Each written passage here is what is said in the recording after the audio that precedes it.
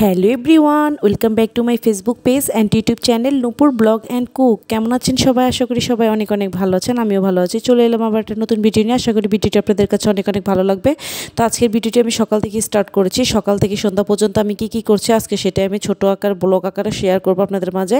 তো এই জায়গায় এখানে হচ্ছে মিল্ক ব্রেক নিয়েছি আর 4টা হচ্ছে ডিম নিয়েছি। আর এখানে কিন্তু ধনিয়া পাতা, পেঁয়াজ, কাঁচামরিচ দিয়ে আর হচ্ছে কালো গোলমরিচ দিয়ে আমি এটা ভালোভাবে ফেটিয়ে নিয়েছি। এখন ব্রেডটা এর মধ্যে ডুবিয়ে বা চুবিয়ে এর মধ্যে আমি একটা একটা করে ভেজে নিচ্ছি। আর উপর দিয়ে কিন্তু পেঁয়াজগুলো আমি দিয়ে দিচ্ছি। তো এই যে আমার ব্রেড ভাজাটা শেষ। আজকে দুপুরে সকালে কিন্তু আমরা এটাই নাস্তা হিসাবে খেয়েছি। তো দুপুরে রান্নার আয়োজনে চলে গিয়েছি।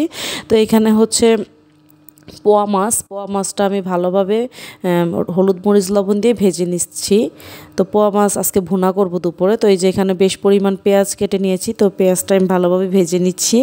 তো এখানে এর মধ্যে আমি প্রয়োজনীয় মশলা ইউজ করেছি।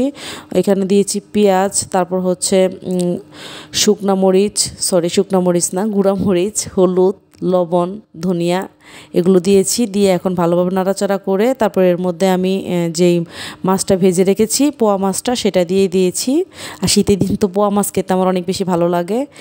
তারপরে এই যে পোয়া মাছটা এখন আমার রান্না শেষ। তো এখন আমি যাচ্ছি হচ্ছে লাল শাক ভাজি করব।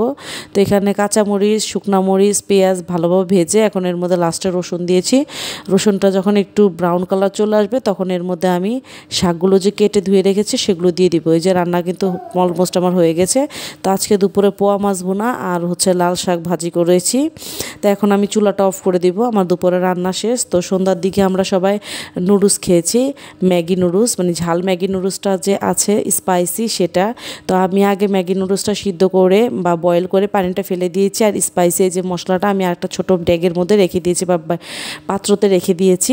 তারপরে যে নুডলসটা আমি আগে থেকে বয়েল করেছি, এখানে 4টা নুডলস। তারপরে এখানে হচ্ছে পেঁয়াজটা ভেজে নিয়েছি। এখন 2টা ডিম দিয়ে দিব পেঁয়াজের মধ্যে। আর একটু মশলা দিয়ে দিচ্ছি, স্পাইসি মশলাটা অর্ধেক ডিমের সাথে দিয়েছি আর অর্ধেক একদম নুডলস দিলে তারপর দিবে। এখন ভালোভাবে স্ক্রাম্বল করে নিব।